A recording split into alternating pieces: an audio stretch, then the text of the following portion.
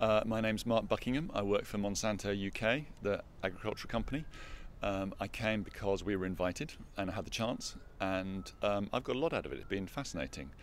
I've been enjoyed the dialogue, a fascinating group of people to network with, interesting expertise way outside my experience, that's sort of inspiring and useful a bit to be to be aware that it exists. I've just left a little early from the artistic piece, but that's also amazing. This fantastic tree sculpture, very beautiful, and the poetry piece and the other bits were great. So I've got a lot out of it. I haven't too soon to sum it all up, really. Our company looks at our contribution to sustainability being more efficient resource use. So it's more we're more closely working with things like water use, land use,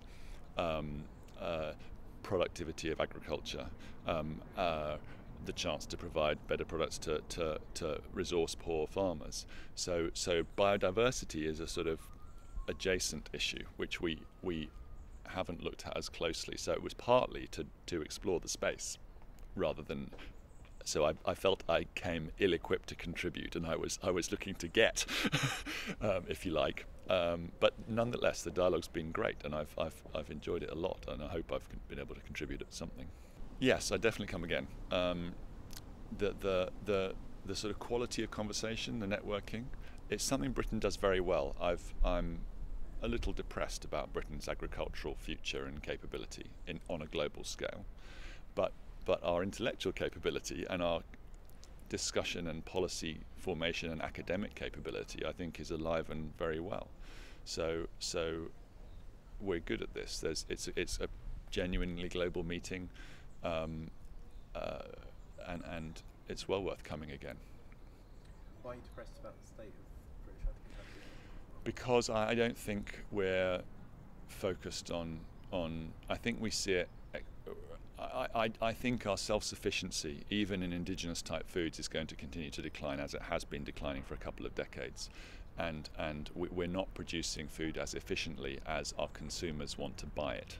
So the cheapest, most affordable food is increasingly not going to be British produced. So there will be British agriculture, and it will be good, and it will be done well, and it will have great customers and be some strong businesses.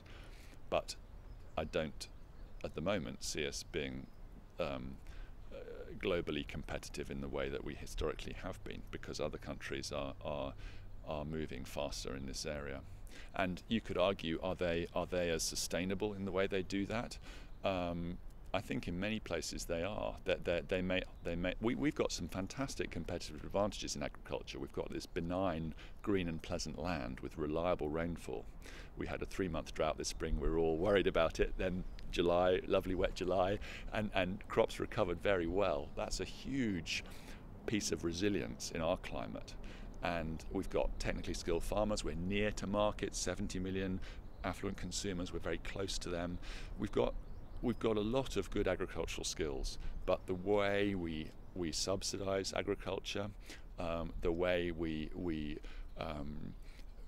resist innovation as a society, the way we're cautious about business, the way we're so emotional about agriculture and food, I think they challenge innovation in our systems. Having said that, we've got a lot to learn from sectors like organic, who've communicated very successfully with their publics. So there's opportunity and hope, but I see other global sectors in agriculture moving forward faster and achieving economies which we are not achieving. Is that just people being exploitative in other countries, or is that us holding on to antiquated kind of funding systems? Is it a mix of both? I think I don't think no. I think other people are innovating faster. If you even look at places like the USA, they are innovating around GPS positioning for planters, the planting spacing for seeds, as well as using technology, more genetic technology in their seeds. So I think we are cautious about it. we hang on to this model of agriculture as rural culture and an artisanal approach, which is a very valid niche, but it's not how most people buy their food, and I think that's it's a challenge for our competitiveness.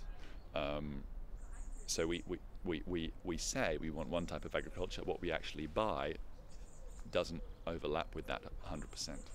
Final question then: does not the theme of biodiversity and valuing ecosystems actually feel like it might be even more of a problem to implement in the UK then? Because I mean that requires a certain amount of forward thinking, innovation, whatever. I mean, so what are the challenges for British agriculture in terms of taking on some of the messages of the reform?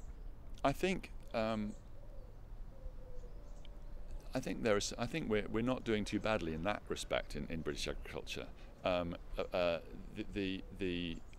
I was interested in, like I said, when I came, I didn't really understand how we should be understanding the impacts and opportunities around biodiversity. So that's been a lot of learnings, and I'd like to go away and think about it a bit more.